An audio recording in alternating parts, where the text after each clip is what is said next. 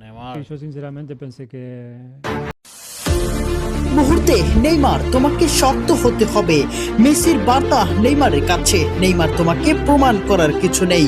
তুমি পুরো বিশ্বের মানুষের মন অনেক আগেই জয় করে নিয়েছো। বিশ্বকাপ থেকে ব্রাজিলের ছিটকে পড়ার পর অবসরের ঘোষণা দেন নেইমার জুনিয়র, আর এতেই তোলপাড় পুরো ফুটবল বিশ্ব। এমনকি প্রিয় বন্ধু লিওনেল মেসিও পাশে দাঁড়ালো তার। বিশ্বকাপ থেকে বিদায়, মাঠে অঝরে কান্নায় ভেঙে পড়লেন নেইমার জুনিয়র।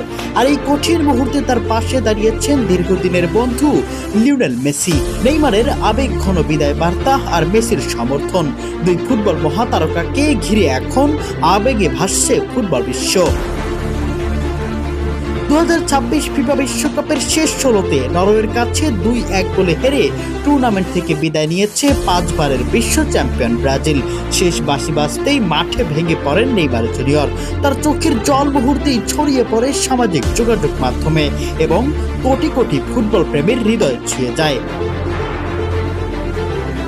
মেসেজে নেইমার বলেন, আমি বারবার চেষ্টা করেছি, আমার যাত্রা শুরু হয়েছিল এই মেটলাইফ স্টেডিয়াম থেকেই, আর এখানেই আমি শেষ করলাম। এখন সব শেষ।